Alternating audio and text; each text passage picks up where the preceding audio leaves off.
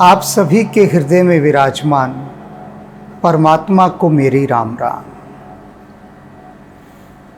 पार्वती ने शिव से जिज्ञासा की कि ये राम जो परब्रह्म हैं वे ही श्री हरि हैं। यह सारी बात मेरी समझ में आ गई।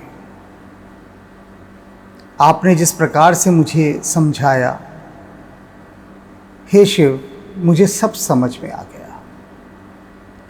लेकिन एक बात मेरी समझ में नहीं आई, जिज्ञासा है, उसका और निवारण कर दीजिए। क्या है वह जिज्ञासा? कि जब ये सारी इच्छाओं से रहित हैं श्री हरि, जब कोई इच्छा ही नहीं, तो फिर भगवान राम के रूप में इन्होंने अवतार क्यों लिया? क्यों मनुष्य के रूप में देह धारण किए? क्यों इतने कष्ट सहे? ये इस प्रश्न के साथ पार्वती की अनंत क्यों हैं जो चल रही है, सब समा गई। क्यों इसमें, क्यों ऐसा किया? यदि वे इच्छा रहित हैं तो, और क्यों शरीर धारण करते हैं? भगवान शिव ने समझा दिया कि अनेक कारण हैं, एक कारण नहीं कहा जा सकता। लेकिन फिर भी जितना कारण मुझे समझ में आ रहा है, अपनी बुद्धि के अनुसार, अपनी मति के अनुसार, मैं तुम्हें वह बताता हूँ। तो अब बता रहे हैं वे। जब जब होई धर्म कै हानि, बाढ़ी असुर अधम अभिमानी। कहते सुनो पार्वती, जब जब धर्म की हानि होती है और बाढ़े असुर अधम अभिमानी, और जब असुर, राक्षस, अधम, नीच लोग और अभिमानी इस धरती पर बहुत अधिक बढ़ जाते हैं, उनकी बाढ़ आ जाती है। बाढ़ आना समझते हैं ना, कि और कुछ नहीं होता, सिर्फ प्लावन होता है। और बाढ़ में क्या होता है? बाढ़ में जल कितना दूषित हो जाता है। सारा कूड़ा कबाड़, शव, जो भी कुछ होता है, सब आकर बाढ़ के जल को कलुषित कर देता है, मैला कर देता है, दूषित कर देता है, गंदा कर देता है, किसी योग्य नहीं रह जाता। तो इसी तरह से जब अधम, अभिमानी, ऐसे लोगों की बाढ़ आती है जिनका चित्त राक्षसी है, ऐसे लोगों की जब बाढ़ आ जाती है, धर्म की हानि होनी आरंभ हो जाती है। गीता आप सबको याद आने लगी होगी इस समय। भगवान कृष्ण ने भी यही बात कही थी, यदा यदा हि धर्मस्य ग्लानिर्भवति भारतः अभ्युत्थानम अधर्मस्य तदात्मानं सृजाम्यहम्।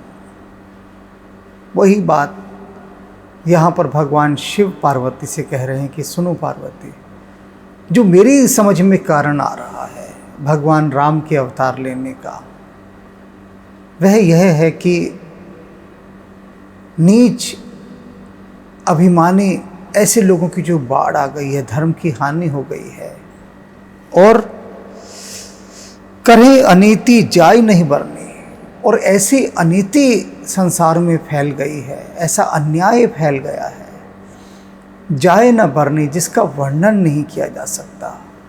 जुल्म बढ़ गए हैं, अत्याचार बढ़ गए हैं, अनाचार, अन्याय बढ़ गया है, और इस सीमा तक बढ़ गया है जाकर कि आप चाहें भी तो उसका वर्णन नहीं कर सकते। ऐसी स्थिति जब हो जाती है, सीधे ही विप्र धेन सुर धरनी, और ये लोग जो आसुरी सोच के हैं, राक्षसी चिंतन जिनका है, नीच हैं, अभिमानी हैं, जिनके अंदर दया, धर्म, ममता कुछ भी नहीं है, ऐसे लोग जब इस धरती पर सेधने लगते हैं, सेधते हैं ये धरती को, सेधना माने कि उसके लिए हानिकारक हो जाते हैं, गायों के लिए, सज्जनों के लिए, देवताओं के लिए, और कुल मिलाकर इस पूरी धरती को ऐसे लोग सेधना जब शुरू कर देते हैं, असहनीय हो जाता है धरती के लिए इन पापों का वहन कर पाना। धरती इन पापियों का बोझ और नहीं ढो पाती। ऐसी स्थिति जब हो जाती है, तब तब प्रभु धर विविध शरीरा, तब तब मेरे प्रभु अलग अलग शरीर धारण करके आते हैं। हर ही कृपा निधि सज्जन पीरा, और ये जो कृपा निधि हैं भगवान श्री राम, ये सज्जनों की पीड़ा का हरण करते हैं, उनकी पीड़ा को दूर करते हैं। घोषणा कर दी थी भगवान राम ने, निश्चर हीन करहूँ मही भुज उठाए प्रणकीन। मैं अपनी इन भुजाओं को उठाकर यह प्रतिज्ञा करता हूँ कि इस धरती को राक्षसों से रहित कर दूंगा। और वही उन्होंने किया। शिव बता रहे हैं पार्वती को कि सज्जनों की रक्षा के लिए और दुष्टों के नाश के लिए मेरे प्रभु राम शरीर धारण करते हैं जब जब धर्म की हानि हो जाती है। और यही गहरा कारण आपको हमारी अनेक जितनी भी कथाएं हैं पुरानी, उन सब में मिलेगा कि क्यों प्रभु अवतरित हुए, सदा राक्षसों का संहार किया। दुर्गा का अवतरण क्यों हुआ, काली का अवतरण कैसे हुआ। ऐसे ऐसे राक्षस थे, रक्त बीज राक्षस, महिषासुर मर्दनी दुर्गा, महिषासुर राक्षस, भिन्न भिन्न रूपों में। पहले ही कहती है ना भगवान शिव ने कि मैं कहाँ तक तुम्हें बता सकता हूँ। अनंत अनंत अनंत अवतार हैं राम के, एक नहीं है। और उन सब के अनंत कारण हैं। किस किस कारण से किया, जो हमें सीधे सीधे साफ दिखाई देते हैं कई बार, वो उतने साफ होते भी नहीं हैं। उनकी पृष्ठभूमि में अनेक कारण ऐसे रहे होते हैं जिनका हमें कोई ज्ञान ही नहीं होता। और उनमें से एक कारण मैं बताता हूँ कि अन्याय और अत्याचार का नाश करने के लिए राम ने अवतार लिया। तुम पूछ रही हो ना कि श्री हरि ने राम के रूप में क्यों अवतार लिया, इस कारण से लिया। कल्पना नहीं कर सकते आप कि रावण के साम्राज्य में कितना आतंक था। उसने पूरे विश्व को आतंकित करके रखा हुआ था। और रावण की राक्षस संस्कृति का एक मूल मंत्र था कि जो भी ऋषि मुनि हैं उनको मार डालो। ऋषि मुनि कौन? जो चिंतक वर्ग है, बुद्धिजीवी वर्ग है, ऐसा वर्ग जिसके पास ज्ञान है। तो जब उन सबको, या तो उन्हें खरीद लो, और अगर वे नहीं बिकते हैं तो उन्हें मार डालो। और इसीलिए भगवान राम को मांगने के लिए विश्वामित्र गए थे दशरथ के पास, क्योंकि उस काल में कोई भी राजा ऐसा नहीं था जो ऋषि मुनियों की रक्षा राक्षसों से कर सके। कौन खड़ा होगा रावण के आगे? कौन राजा? विश्वामित्र थक हार चुके थे खोज खोज के कि कोई तो ऐसा मिले जो इस राक्षसी आतंक के विरुद्ध खड़ा हो सके। कोई नहीं था। और फिर उन्हें सुगंध आई राम की, और वे राम को मांगने गए।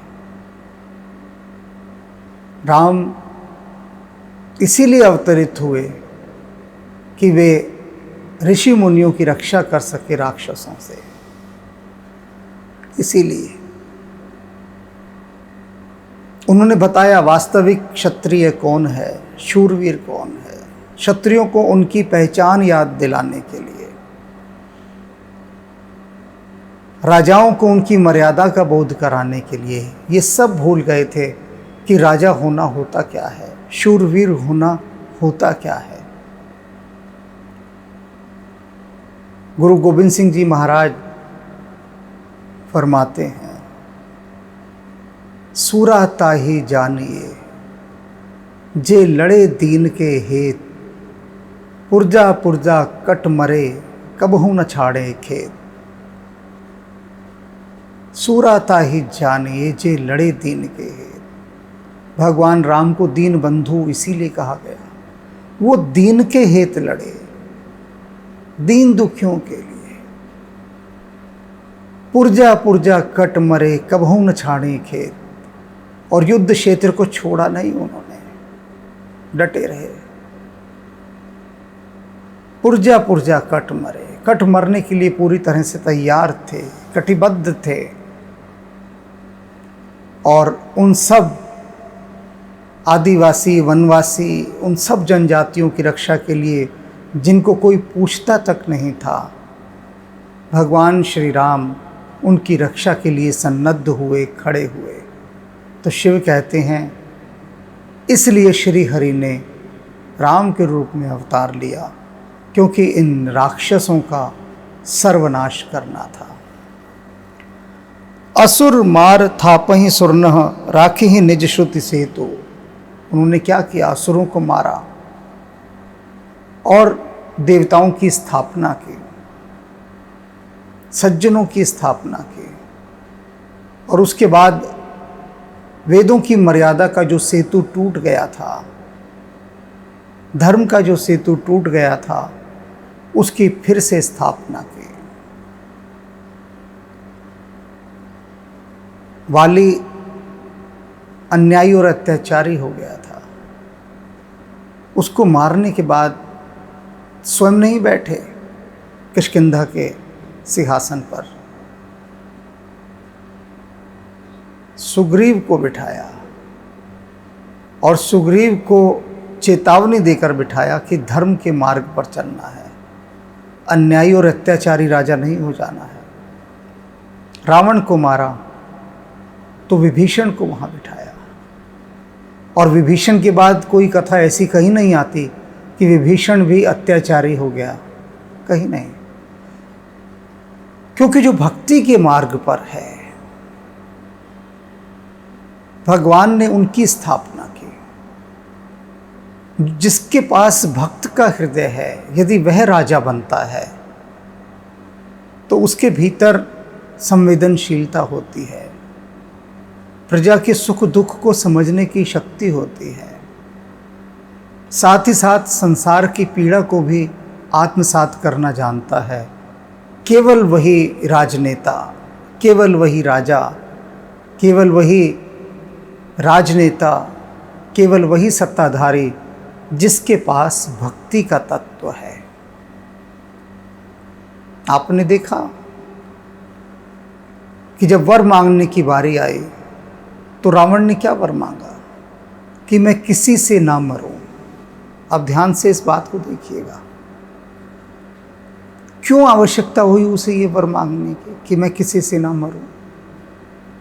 पहले से मन में तय था, पहले से, कि मुझे शक्ति प्राप्त करनी है जिससे मैं सारे संसार का सर्वनाश कर सकूं, उसे दमन की स्थिति तक पहुंचा दूं, दमित कर दूं, बुरी तरह से कुचल डालूं।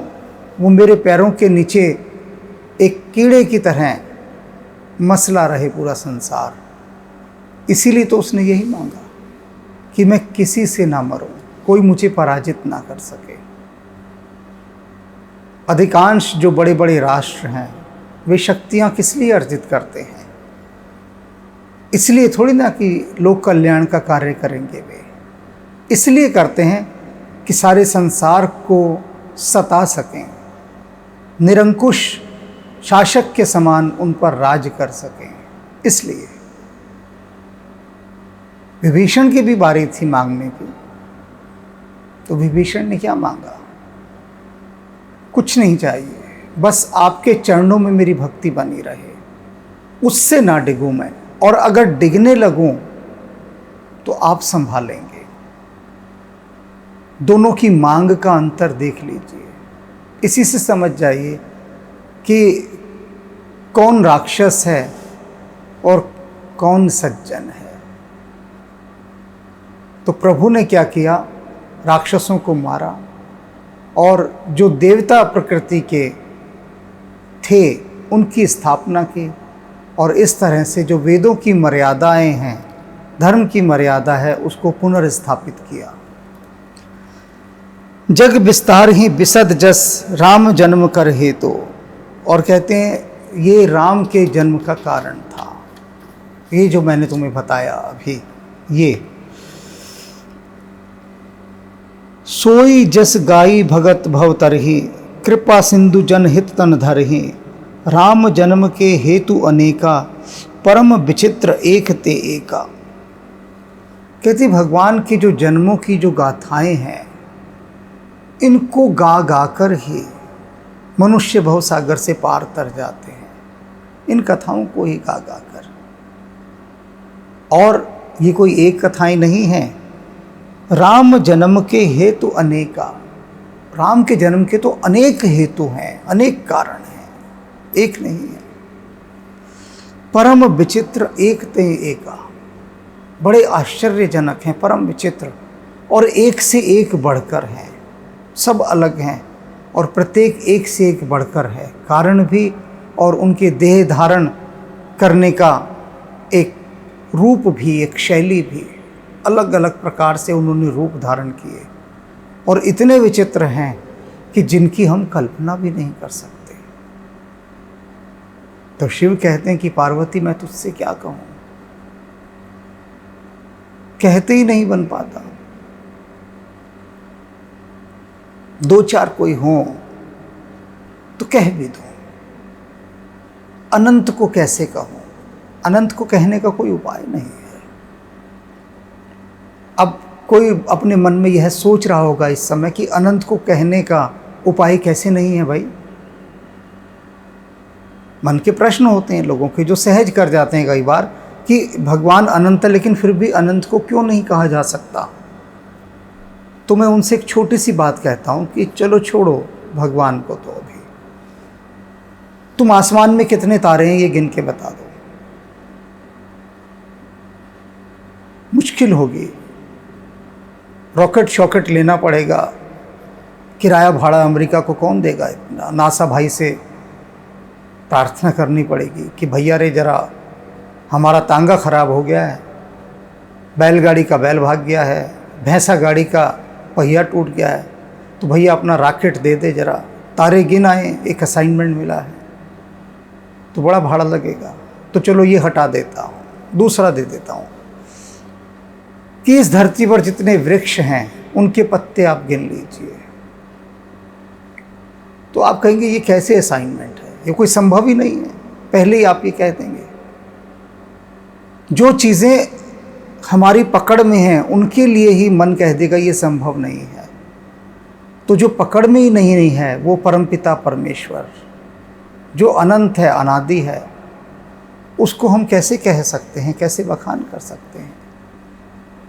उसकी बनाई हुई ये छोटी सी रचना जिसे हम धरती कहते हैं, पृथ्वी कहते हैं,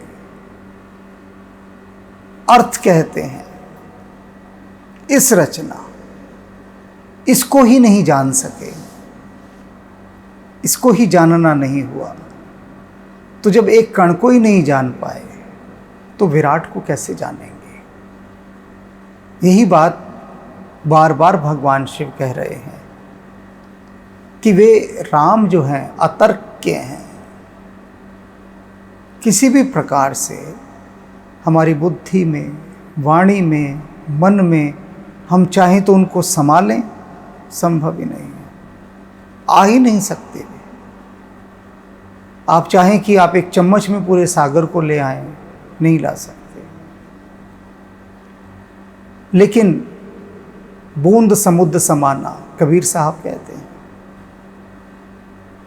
जो बूंद है भाव की, उसके अंदर पूरा सागर समा सकता है आपके।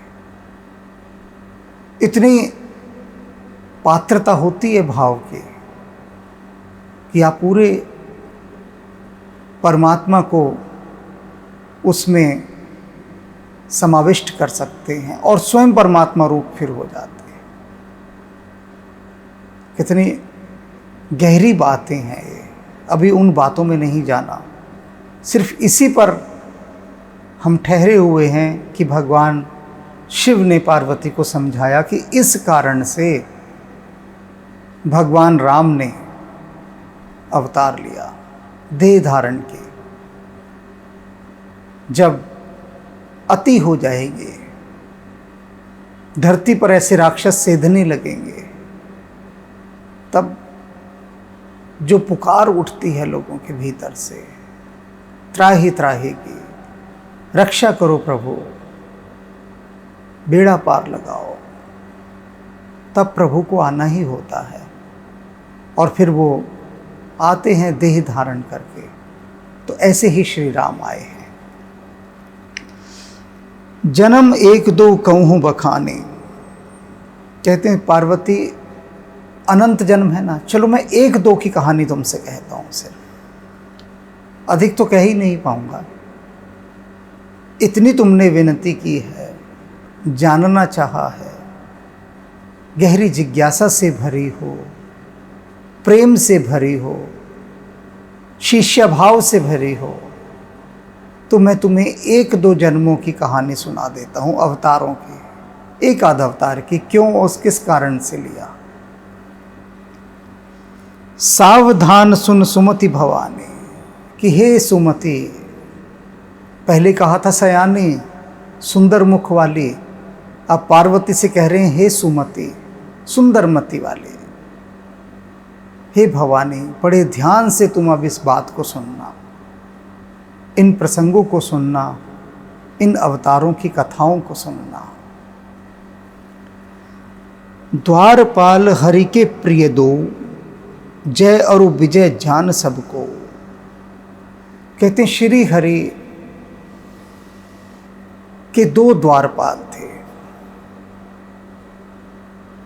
एक का नाम जय था, दूसरे का नाम विजय था, और सब उसे जानते हैं। जय और विजय जान सबको, सब उन दोनों द्वारपालों को जानते हैं, सारा संसार जानता है। और ये भगवान के प्रिय द्वारपाल थे, उनके पार्षद थे। सबसे पहले बैकुंठ धाम में वे ही होते थे, रक्षक के रूप में, द्वारपाल के रूप में, और इसको सारा संसार जानता है। विप्र श्रापते दोनों भाई, तामस असुर देह तिन पाए। और ब्राह्मणों के शाप से उन दोनों ने राक्षसों की देह पाई। क्या थी इनकी कहानी? कि जय और विजय भगवान के प्रिय पार्षद होने के कारण इनको अहंकार हो गया। पार्षद आप समझते ही होंगे, सबसे छोटी से छोटी पोस्ट होती है पार्षद। आगे जाने की जो पहली सीढ़ी है उसको पार्षद कहते हैं, पहली सीढ़ी। और पहली सीढ़ी पर ही ऐसा अहंकार सिर चढ़कर बोलता है, संभाले नहीं संभलता। पार्षद बनते ही ऐसा अहंकार आ जाता है कि जैसे विश्व के स्वामी बन गए हों, जैसे भगवान बन गए हों। ऐसा अहंकार आ जाता है पार्षद बनते ही। कारण क्या है? कि पीछे भक्ति का तत्व तो होता नहीं, तो अहंकार रुकेगा कैसे? भक्ति का यदि बांध हो तो अहंकार का जल पीछे रुका रहता है, और फिर उस जल का सदुपयोग होता है, उससे बिजली बन जाती है। लेकिन जिनके पास भक्ति का बांध नहीं होता, उनका ये अहंकार का जल चारों तरफ विनाश का ही खेल खेलता है।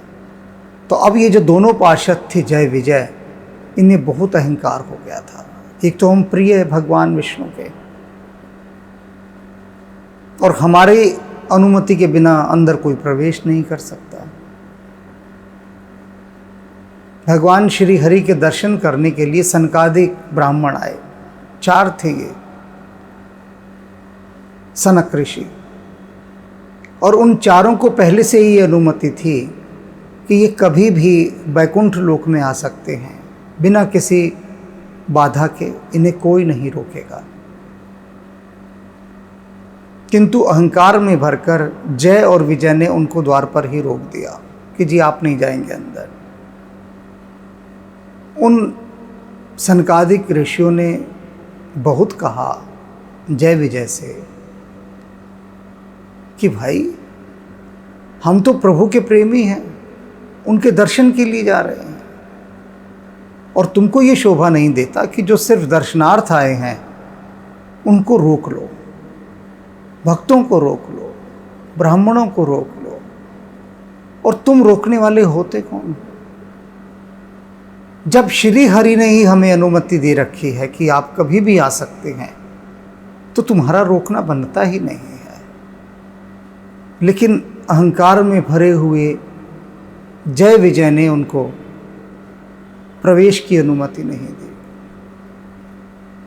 तब सनकादि मुनियों ने शाप दिया उन दोनों को, जय और विजय को, कि जाओ तुम इस अहंकार के कारण ही असुर योनि के अंदर शरीर धारण करोगे। अब बहुत डर गए वो। भगवान विष्णु आए लक्ष्मी जी के साथ, अन्य पार्षद भी थे साथ में। उन्होंने सारा माजरा जाना और भगवान विष्णु हाथ जोड़कर सनकादिक ऋषियों से क्या कहते हैं कि आपने जो इनको ये शाप दिया है ये मेरे ही कारण से दिया है। क्योंकि अगर सेवक कोई अवज्ञा करता है, सेवक कोई गलत काम करता है, तो उसका पाप स्वामी को ही लगता है, जाके उसका दोषी स्वामी को ही माना जाता है। तो क्योंकि वैकुंठ लोक में इन्होंने आपका अपमान किया, अमर्यादित व्यवहार किया, तो इसका दोषी मैं ही हूँ। तो श्री हरि उनसे क्षमा मांगते हैं। देखते हैं आप कितना बड़प्पन है प्रभु के अंदर, बड़ाई उनकी। श्री हरि स्वयं क्षमा मांग रहे हैं। तो सनकादिक कहते हैं कि आप ऐसा ना करें, आप क्षमा नहीं मांगे। श्री हरि कहते हैं ये मेरे प्रिय पार्षद थे और मुझे इस बात का बहुत दुख है कि इनके व्यवहार के कारण आपको ठेस लगी और आपको इन्हें शाप देना पड़ा। सनकादिक कहते हैं कि यदि आप चाहें, आप तो सर्वसमर्थ हैं, आप इनको हमारे शाप से मुक्त कर दीजिए, इन दोनों को। तो श्री हरि कहते हैं कि नहीं, इस तरह से तो अमर्यादा फैल जाएगी। ब्राह्मण ने यदि किसी को शाप दे दिया तो उसे श्री हरि भी नहीं टाल सकते और मैं नहीं टालूंगा, और आपका जो शाप है वह होकर ही रहेगा। हाँ, इतना अवश्य इनको एक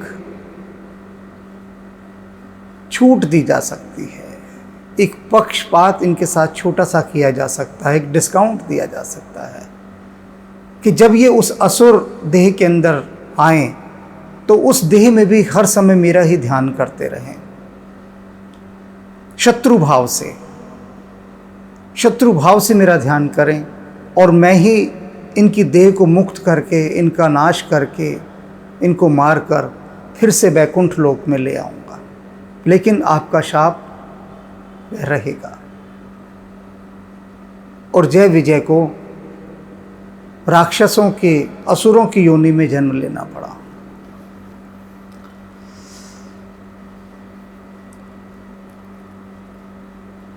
तामस असुर देह तिन पाई, और उन्होंने क्या किया फिर? तामसिक रूप से असुरों की देह प्राप्त की उन दोनों ने। कनक कशिपु अरुहाटक लोचन, और किस रूप में जन्म लिया? एक जय ने तो हिरण्यकशिपु के रूप में जन्म लिया, जो प्रहलाद के पिता थे। और दूसरे ने हिरण्याक्ष, ये दोनों भाई थे, हिरण्यकशिपु और हिरण्याक्ष, दोनों के रूप में, राक्षसों के रूप में उन्होंने जन्म लिया, असुर के रूप में। जगत विदित सुरपति मदमोचन, सारा संसार जानता है कि उन्होंने देवताओं का जीना दूभर कर दिया, सबको मार डाला, अत्याचार मचा दिया चारों तरफ। और हिरण्यकशिपु का तो अत्याचार ही कितना बढ़ गया था। उसने कहा था कोई भगवान नहीं है, कोई विष्णु नहीं है, मैं ही भगवान हूँ। अपने ही पुत्र को, पीछे वो कह रहे हैं ना भगवान शिव कि अनिति जाए न बरने की, इतनी अनिति और इतनी अमर्यादा फैल जाती है कि उसका वर्णन नहीं किया जा सकता, तब भगवान को अवतार लेना पड़ता है। हिरण्यकशिपु ने क्या किया, इतना अनिति कि अपने ही भक्त जैसे पुत्र को, प्रहलाद को मार डालने के प्रयास किए। इससे बड़ी अनीति और क्या होगी। तो प्रभु को नृसिंह अवतार लेना पड़ा। सभी जानते हैं इस नृसिंह अवतार के बारे में। हिरण्यकशिपु ने भी देखो क्या मांगा था, न दिन में मरूं, न रात को मरूं, न घर के भीतर मरूं, न बाहर मरूं, न सुबह मरूं, न सांझ मरूं, न मनुष्य से मरूं, न पशु से मरूं, न देवता से मरूं, न राक्षस से मरूं, कोई भी न मार पाए। न धरती पर मरूं, न आकाश में मरूं, कोई कौन ऐसा नहीं छोड़ा था।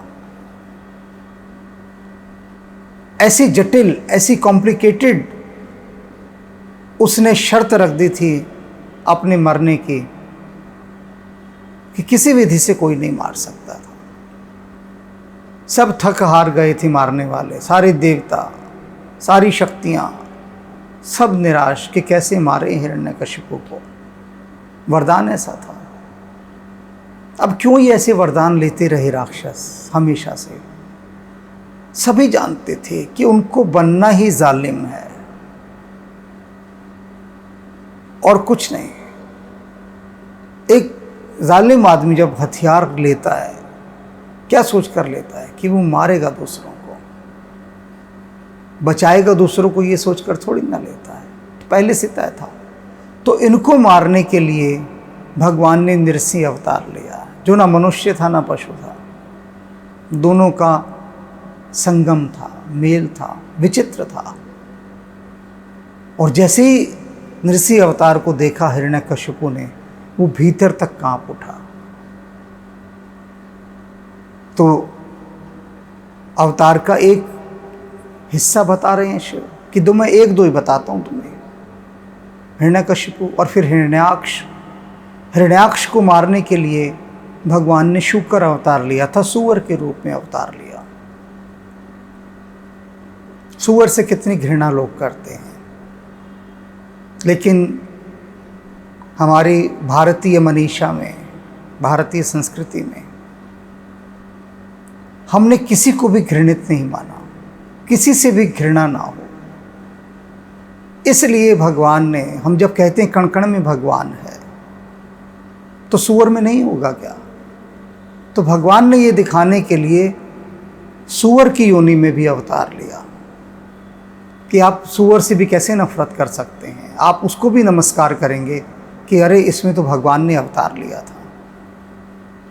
आप देखें बड़े ध्यान से कि देखने की ज़रूरत नहीं है, ध्यान हटा दीजिए, बिना ध्यान के देखें, लापरवाही के साथ देखें, पूरी लापरवाही के साथ। हमारे जितने देवी देवता हैं, जितने भगवान हैं, उन सबके वाहन कौन है? नागपंचमी में हम सांपों को दूध पिलाते हैं। गणेश जी के वाहन मूषकराज हैं। गणेश जी स्वयं हाथी हैं। भगवान शिव का वाहन बैल, कामधेनु गाय है। मां सरस्वती हंस पर विराजमान है। लक्ष्मी जी का वाहन उल्लू है।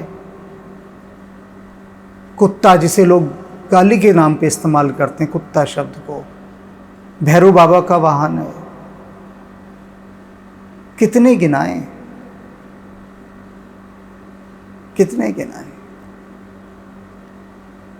तो इस प्रकार से क्या हुआ कि हमारी जो ये संस्कृति है, इसमें प्रत्येक जीव के अंदर परमात्मा की उपस्थिति ऐसे दिखाई गई कि आप कहीं से किसी से भी घृणा ना कर सकें। मछली तक में मत्स्य अवतार, मछली के रूप में भी अवतार लिया भगवान। कोई नहीं छोड़ा, न जलचर न नभचर, गरुड़ भगवान विष्णु के वाहन, जमीन आसमान पानी सब जगह भगवान ने अवतार लिया। और भक्तों के रूप में तो वो सभी जातियों में आए, सभी जातियों।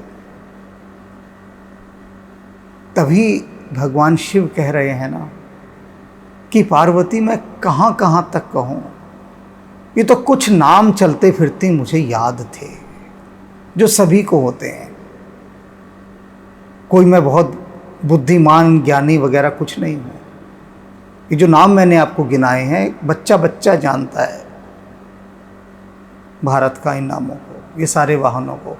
कोई बड़ी बात मैंने नहीं कही है। तो वही भगवान शिव कह रहे हैं कि इतने अनंत हैं अवतार, कहाँ कहाँ तक कहूँगा, तो एक आध कह रहा हूँ। उसके माध्यम से ही तुम समझ लो कि भगवान शरीर धारण क्यों करते हैं, या भगवान श्री राम ने शरीर धारण क्यों किया, किस कारण से। तुमने पूछा ना, तो शिव कहते हैं देखो मैंने कारण तुम्हें बताया है और आगे भी बताऊंगा। जगत विदित सुरपति मदमोचन, विजयी समर वीर विख्याता, धरी बरहा बपु एक निपाता।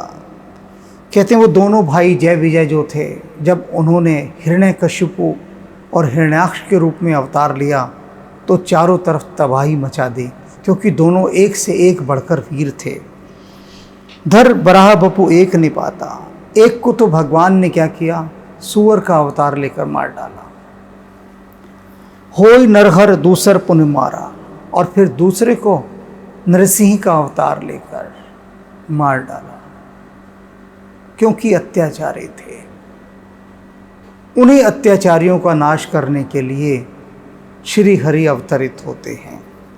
जन प्रहलाद सुजस विस्तारा, और उसके बाद जो प्रहलाद थे, भक्त प्रहलाद, उनके सुयश का पूरे संसार में प्रकाश फैलाया हिरण्यकशिपु को मारकर। ये प्रभु की लीला है कि वे भक्तों का उद्धार करने और पापियों का सर्वनाश करने के लिए अवतरित होते हैं।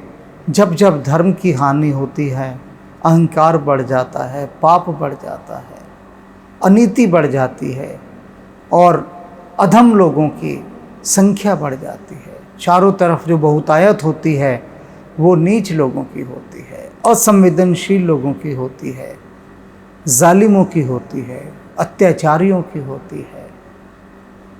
तो प्रभु को फिर आना ही होता है संतों की रक्षा करने के लिए। तो ये एक छोटा सा भाव अपने भीतर गहराइएगा कि प्रभु रक्षा के लिए इस धरती की, इस धरती का कल्याण करने के लिए, तपती हुई इस धरा को सुशीतल करने के लिए, अत्याचार और जुल्मों से बचाने के लिए शरीर धारण करके आते हैं। ये उनकी अपार अनुकंपा है, दया दृष्टि है, करुणा है। सुनु गिरजा हरि चरित सुहाए, विपुल बिसद निगमागम गाए। हरि अवतार हे तुझे ही होई, इद में थम कही जाई न सोई।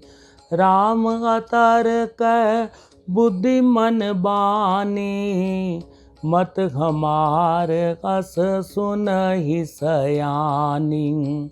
तदपि संत मुनि वेद पुराना, जस कछु कहि सब मति अनुमाना।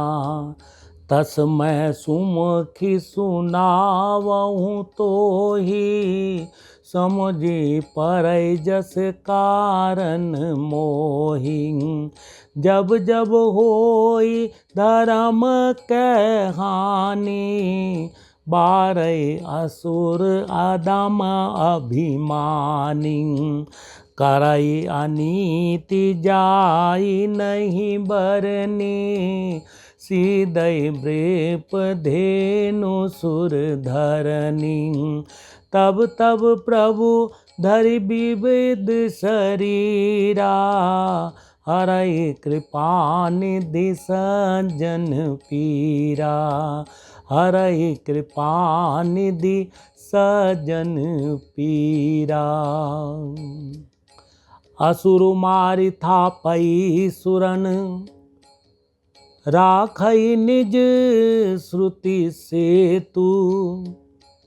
जग विस्तारई विशद जस, राम जन्म कर हेतु।